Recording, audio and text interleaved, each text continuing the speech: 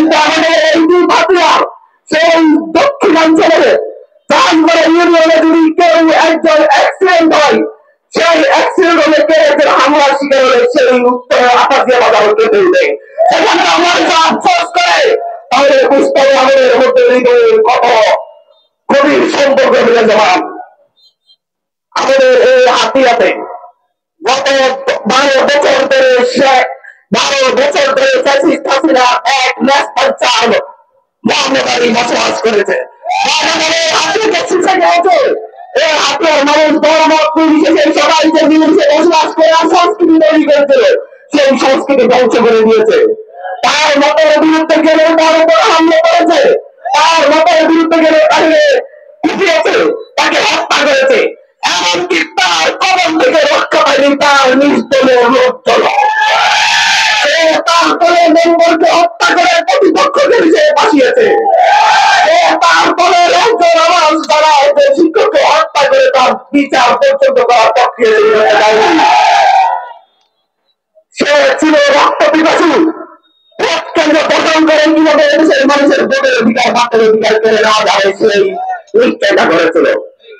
সে করেছিল দেশের এই হাতিয়াতে ছাত্রদল করেছে, বিএনপি করেছে, করেছে, তাদেরকে ঘর বাড়িতে থাকতে দেয়নি। শুধুমাত্র ফেসবুকে পোস্ট দেওয়ার জন্য ছাত্রদের পরিষদের শিক্ষার্থীদের উপর সে ছেলেদের দিয়ে গুন্ডা দিয়ে ফিরিয়েছে। সে ফেসবুকে লাইভ কমেন্ট দেওয়ার জন্য মানুষের বাড়িতে বাড়িতে সে তার গুন্ডাদেরকে পাঠিয়েছে। সে এই হাতিয়াতে গত 15 বছরে প্রায় 35 জন মানুষকে হত্যা করেছে। আপনারা ভাবতে পারেন, আমি শুধু আপনাদের সামনে বলছি, গত 12 বছরে সেই মোহাম্মদ আলী যতজন মানুষকে হত্যা করেছে, ততজনের মধ্যে কয়জন তার রাজনীতি করে নাই? এই প্রত্যেকটা মানুষই তার রাজনীতি করা ব্যক্তি, সে তার নিজ রাজনীতি করা ব্যক্তিকে সে হত্যা করেছে। সে হত্যা করেছে তার কিছুদিন আগে তার সাথে এক প্লেটে ভাত খাওয়া লোকজনকে সে হত্যা করেছে।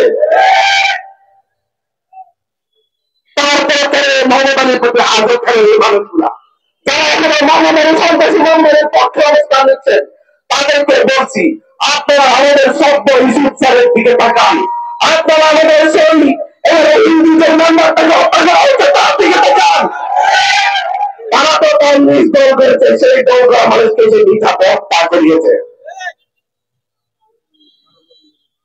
এই রক্ত পিপাসু থেকে হাতিয়ার মানুষ মুক্তি পেয়েছে। হাতিয়ার মানুষকে মুক্তি দেওয়ার জন্য আমাকে সর্বোচ্চ পর্যায়ে কথা বলতে হয়েছে। আজকে অনেকজন অনেক কথা বলেন।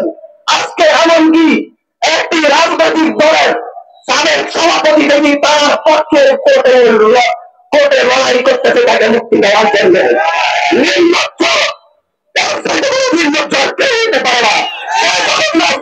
তার বাড়িতে যে হামলা করেছে বলে তাই নাকি তার পয়সা সন্ত্রাসের পক্ষে আদালতে দাঁড়ানো কি কারো পয়সা হতে পারে?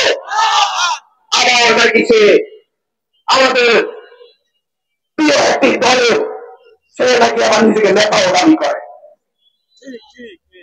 মৌলবাদীর বিরুদ্ধে সেই 5ই আগস্টের পরে মিছিল করার জন্য আমি অনেক নেতাকে ফোন দিয়েছি যে একটা মিছিল করেন, তাকে অ্যারেস্ট করার জন্য চাপ সৃষ্টি করার জন্য। একটি নেতা সেই সাহস দেখাইছে, সাহস দেখাইছে যুব দল, ছাত্র দল, পৌর অধিকার পরিচয়, ছাত্র অধিকার পরিচয় এবং আমার পাশে থাকা এই লোকগুলো।